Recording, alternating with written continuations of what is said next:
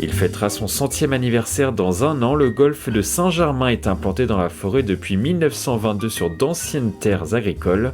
Le parcours a été dessiné par l'un des meilleurs architectes de l'époque, Harry Colt. Le Britannique a conçu un parcours forestier reconnu dans le monde entier avec notamment 116 bunkers. Saint-Germain est considéré, suivant le, pour employer le mot anglais, au ranking, parmi les 10 plus beaux parcours de l'Europe continentale. Pour certains, dans les 5 parcours d'Europe continentale, mais c'est sûrement le parcours le plus célèbre et le plus ancien des Yvelines. Le parcours yvelinois a organisé 9 Open de France, dont le dernier en 1985 avec la victoire de Severiano Ballesteros. Les Greens ont en plus accueilli la légende Ben Hogan, le célèbre golfeur aux 64 victoires sur le Tour américain. Des personnalités prestigieuses sont également venues à Saint-Germain-en-Laye. À partir de 1945, Saint-Germain était l'état-major de l'armée américaine. Et nous avons reçu ici notamment le général Eisenhower, le général Lemnitzer, mais surtout le général Eisenhower.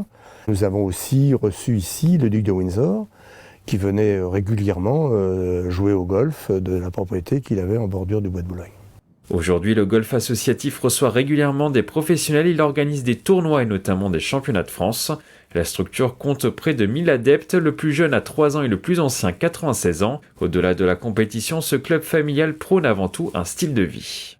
Être membre d'un club comme Saint-Germain, c'est accepter c'est d'être membre d'un club à la britannique, c'est-à-dire vivre comme pour son club, accepter les différentes compétitions qui sont là, et retrouver des amis et ne pas venir uniquement taper des balles et repartir après une partie.